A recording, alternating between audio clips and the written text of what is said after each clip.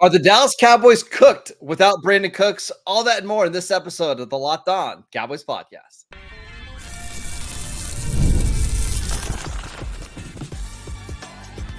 You are Locked On Cowboys, your daily Dallas Cowboys podcast.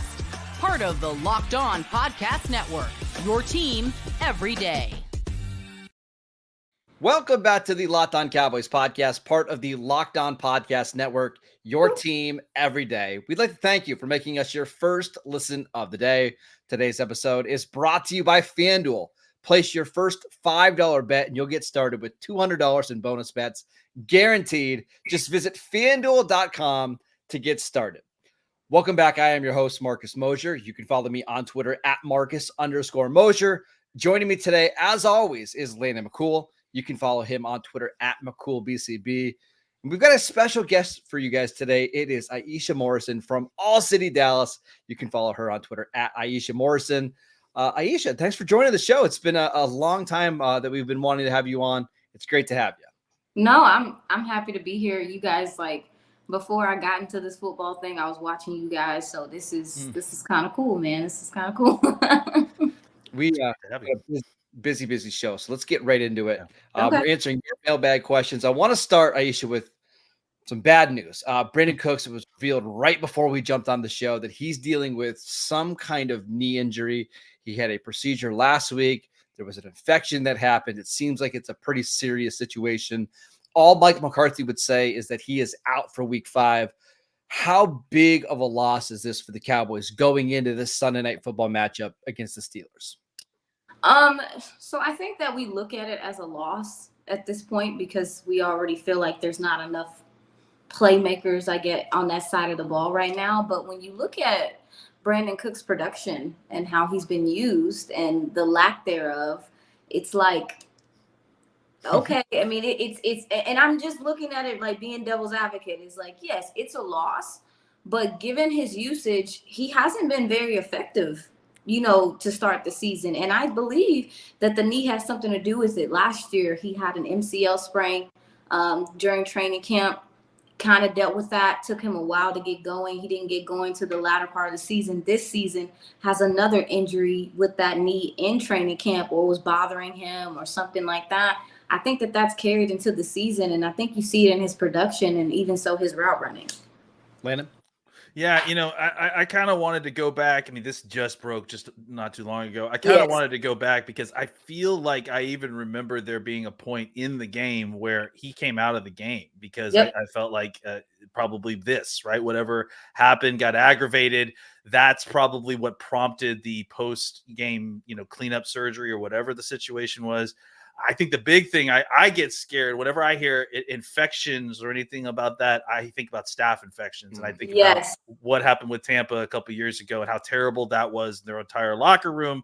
And it's not only is it detrimental to his football chances and the Cowboys' chances with him gone, but there's a very, very serious potential problems that can arise out of this if it isn't taken care of immediately, and it's very, very complicated sometimes to take care of. So I have concerns about Brandon's health, long term for sure.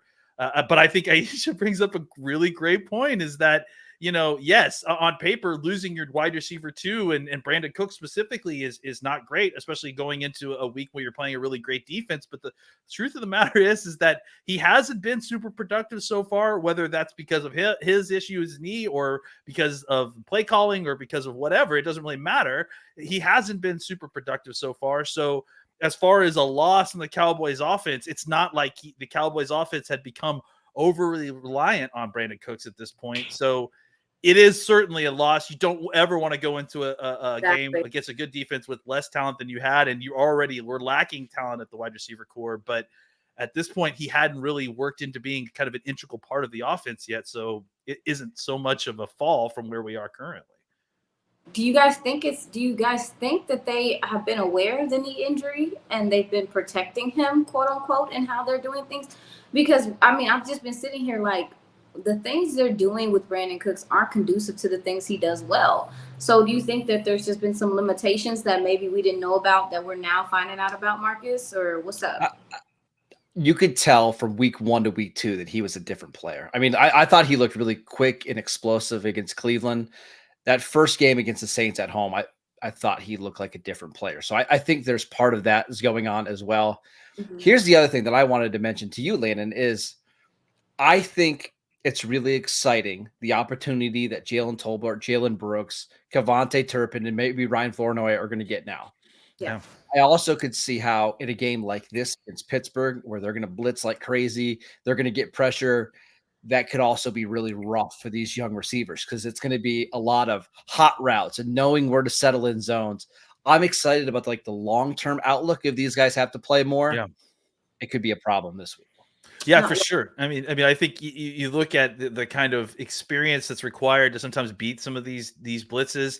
I think Tolbert should be fine. Like Tolbert has been getting enough experience and running with this offense long enough that he has those answers. He sees the defense the way that Dak does. I think. I don't know that he's making the same kind of mental errors that you would worry about guys like Brooks or Turpin or Flournoy who just haven't seen the field as much as a guy like Tolbert. So I think that's an excellent point. I think that, you're excited about seeing some of these down roster guys a little bit and just see what they've got. I mean, look, would you rather have potentially a Devontae Adams on this team when you're facing the Pittsburgh Steelers?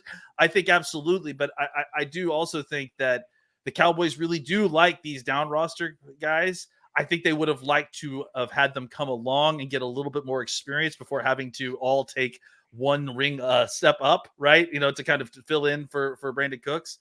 But I mean, that's the NFL. Sometimes you get thrown into situations way before you're ready. Aisha, I because Landon brought it up, I have to ask.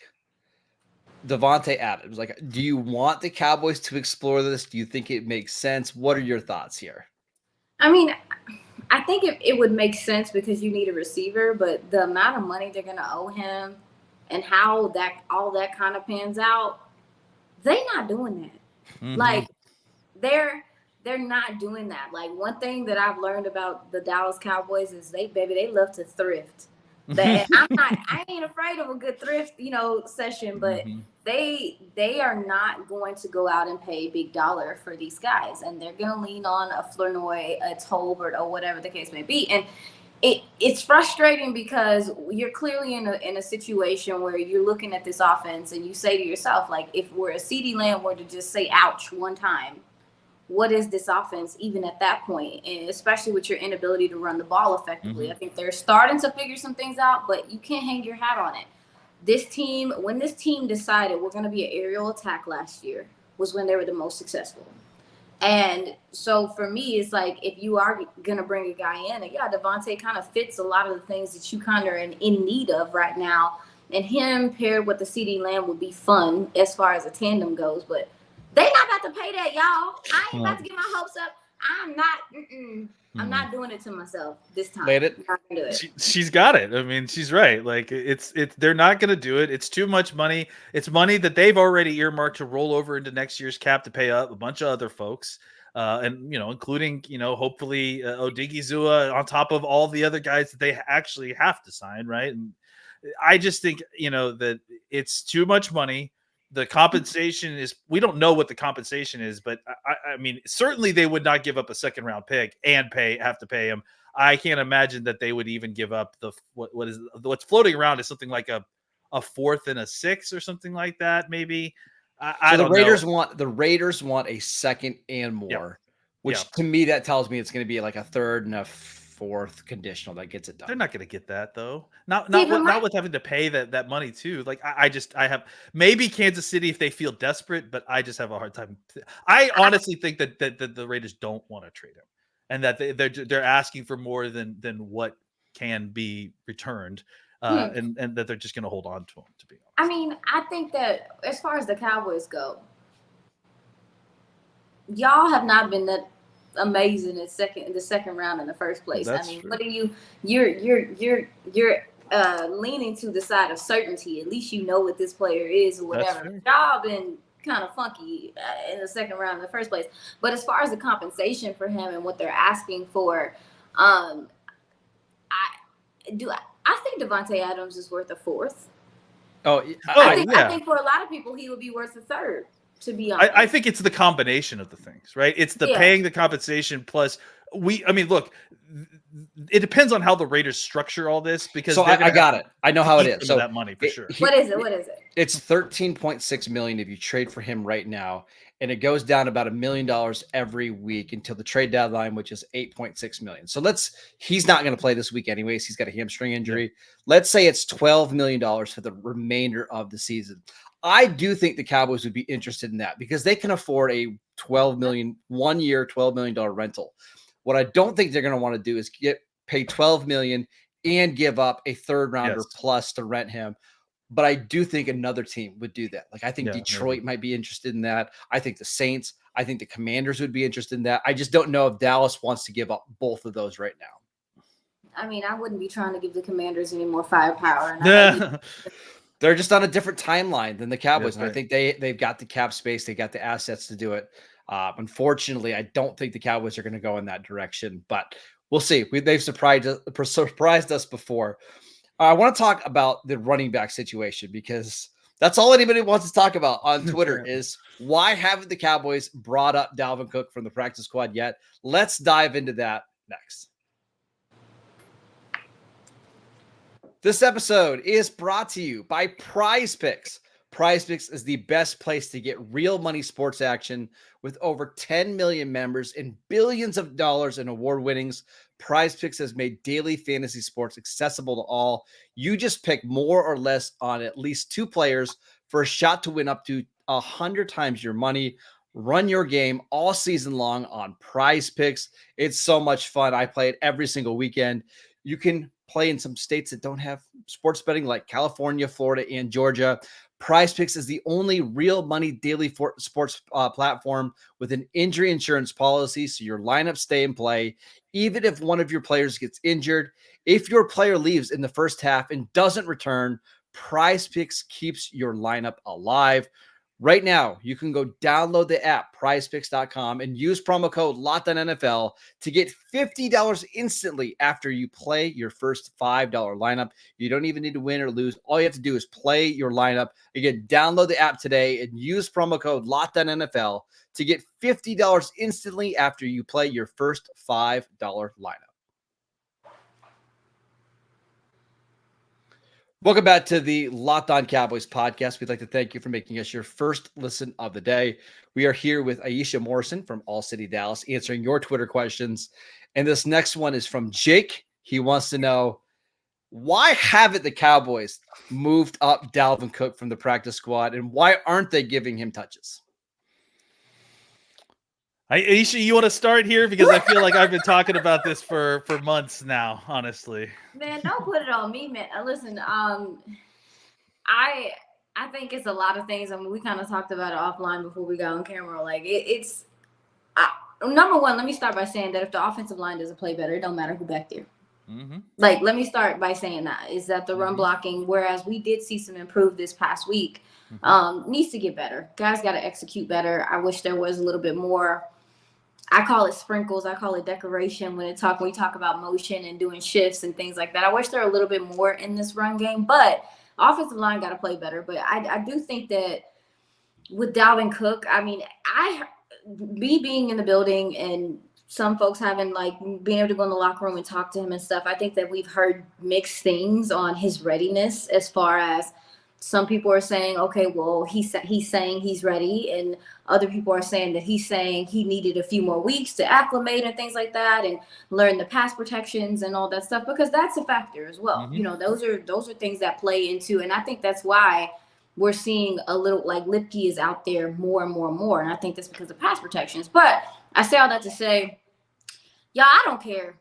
I don't know what you want me to say, man. At this point, it just seems like something that is brought up every week. And if the guy was better than the other guys, then maybe you would see him. I am at that point too, where I'm like, I guess just see so people can shut up about it, or we can rule it out or whatever.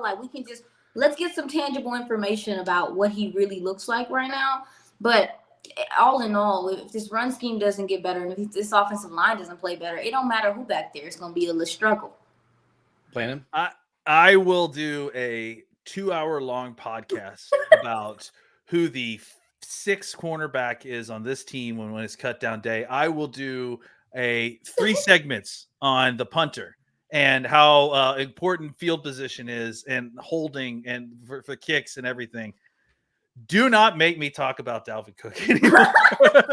Because look, and here's the thing. It just doesn't at this point, it's like when he gets called up, he gets called up, and we'll see what he is then. But like everyone is acting like we've got 26-year-old Barry Sanders on the practice squad, for God's sake, and that's not what's going on here, right? Like these guys, like they clearly are seeing him every single day. Beyond all the fact of needing to kind of get to a point where he needs to be able to operate intellectually in the offense. Yes.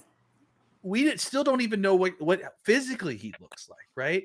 And so, yeah, I think that the problem I have with it is just that it's a constant point of conversation when it is so far beyond small potatoes that like I don't even know what to call it. Like it's like, and I think Aisha mentioned it, right? Like, let's talk about the offensive line. Let's talk about getting some more displacement from the offensive line. Let's talk about getting bodies off the line of scrimmage and giving these running backs clear reads so that they can know where they're supposed to be getting through. Let's talk about like preventing holding. Let's talk about getting, staying ahead of the chains. These are all topics that I feel like should be explored well exhausted before we even get to the idea of bringing up Dalvin Cook as a solution to this run game. Right. I think yes. Having another old body to run, outside zone versus inside zone when you can't get a guy moved off the line of scrimmage, it doesn't move the needle for me. It don't matter. Yeah, I think that's my issue is that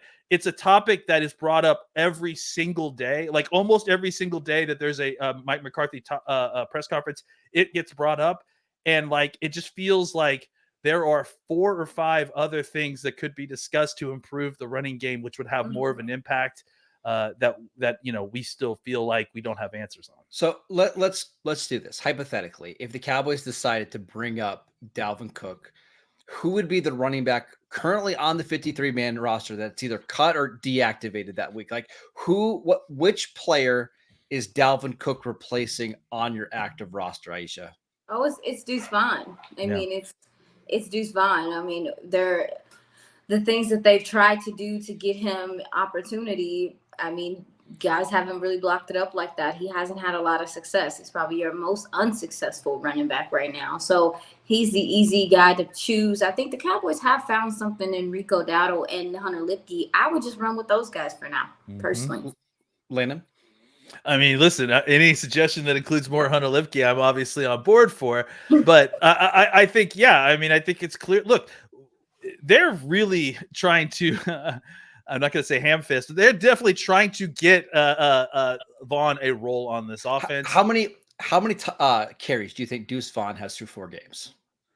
We did this game and I was shocked, I think. 7. Is it 7? What? Seven carries through 4 games. So like, you're probably right, Aisha. Like it probably is Deuce Vaughn, but we're talking about like. But what are we talking about? 2 touches a game. Yeah, right? That's exactly it, right? Like that's even the thing. Like it's not even just we're talking about 7 touches a game, and on top of that, like it's not even like Cook is a good fit for what we wanted Deuce Vaughn to do either. Like this team needs a juice back. Right. Yes. That's what this team needs more than anything. They need somebody that is a tackle breaker, elusive, a guy who can catch passes, who can, give you a big play every once in a while. Cook is like the, I have to go get this guy off the trash heap version of that. It's not like he's like some elite version of explosion. No. They're still trying to make the Vaughn thing desperately work so that they can have some kind of semblance of a juice back. But the bringing Cook up for that is like the fallback plan to the fallback plan at this point. So it's not like it's going to be a huge move the needle moment if and when he comes up. And I just want to mention, I asked this question on Twitter yesterday, who are you taking off the field? And there were a lot of people that said Zeke. And I said, okay, that's fine. But remember what the job is of the number 2 running back on this team. It's to be really good in pass pro, and it's to convert short yardage when you need to. Here are Dalvin Cook's pass blocking grades over the last 4 years. And remember, from PFF, about a 60 is considered average. Anything below 50 is considered very poor. 48.7, 52.7, 45.5, 37.3. On top of that, you look at his short yardage grade, second percentile, one of the worst starting running backs in the league, 10th percentile rushing grade, 18th percentile missed tackles forced per attempt. It has not been good for Dalvin Cook in a while. And I know that he's a big name, but if you want him to fill in the Zeke role, you're just taking the lesser player off the field and inserting Cook just to insert a player. The way you just kept going. It's rough. Jeez, Louise, man. I will say, dude, though, I will say in regard to Deuce Vaughn, there have been some things that they've tried with him that if it worked, would be really good. Yeah. Trying to do some things, getting him to the outside, get him out in space and stuff. It's just not, I think he could be good in the screen game.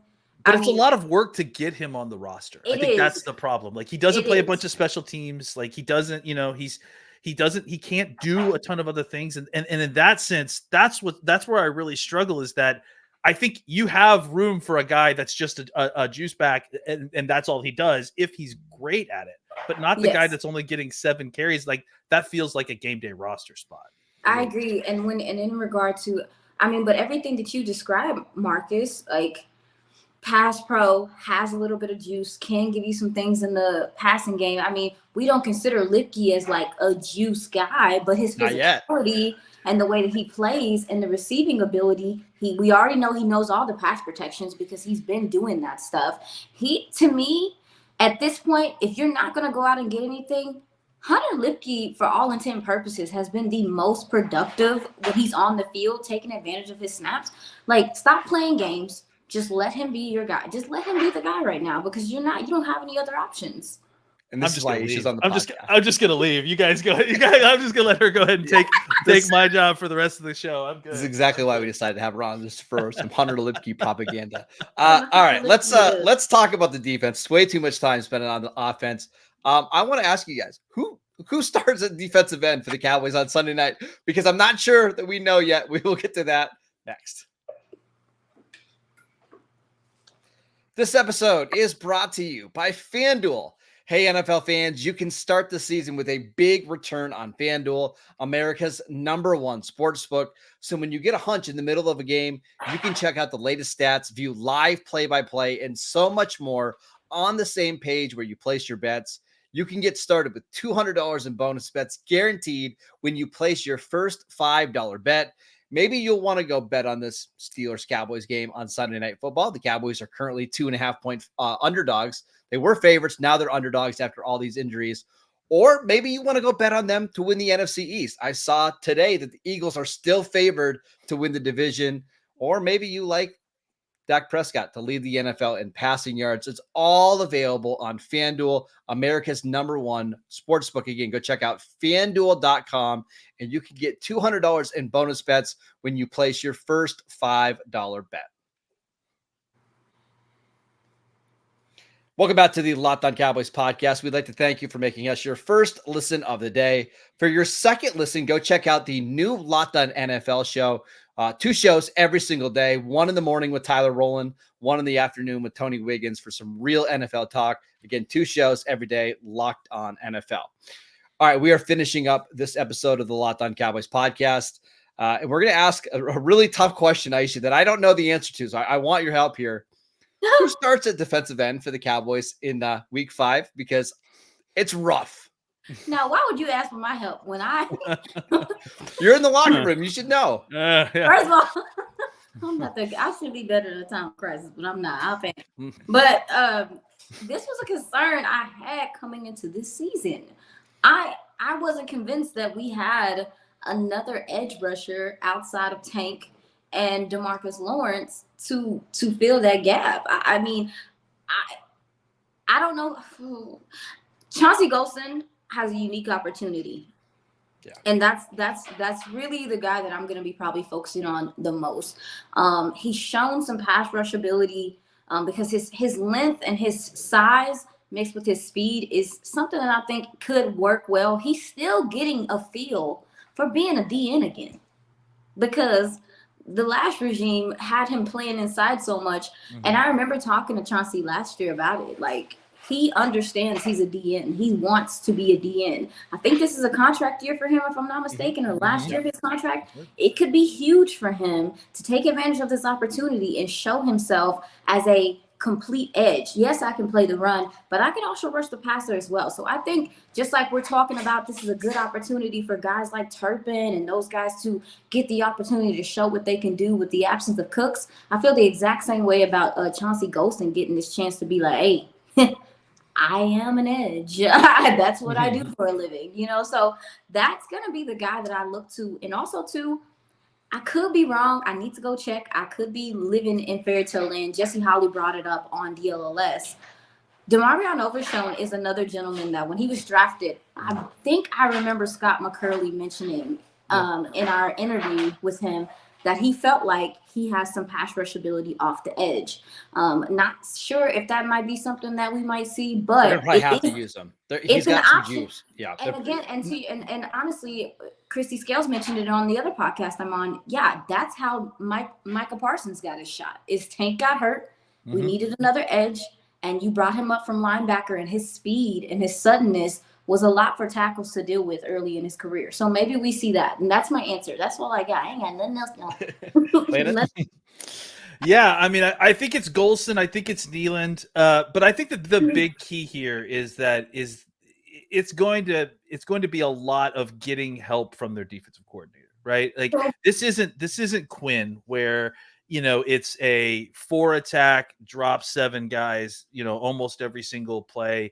Like, Zimmer is more creative, or, you know, it aspires to be more difficult to figure out, to be more complex. And I think this is one of the areas in which maybe you can get some help here, because I think the key is you're going to play. I mean, obviously Golson and Nealand is who you're likely going to play the most. You'll see some more of the new guy that they signed, Henry, who was I liked the tape I saw at Washington. You'll see some more of Tyrus Wheat. He'll be active again this week.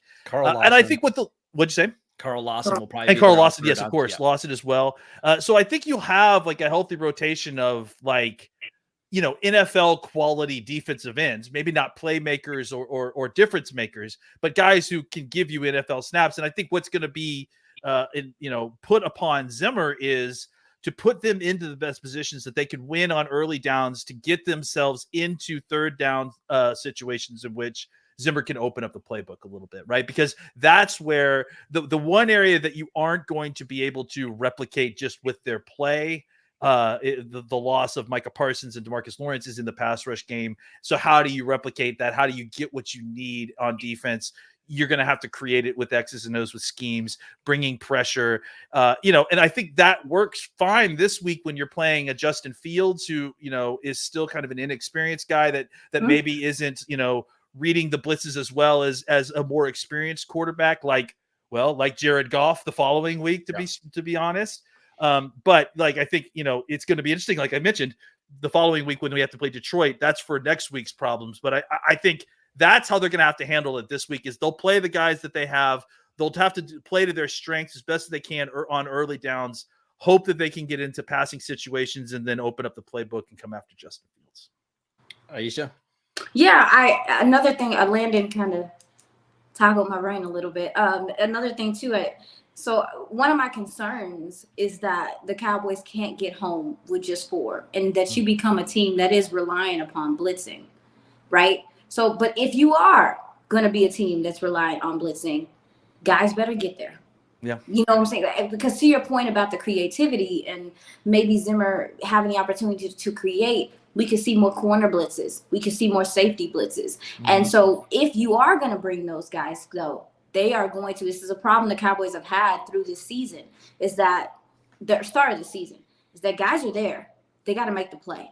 They've missed a lot of tackle for losses. They've missed sacks. So for me, it's like, to your point, there might be some creativity involved and stuff like that, but you're putting a lot of stress on your secondary that's a little depleted right now too. Yep.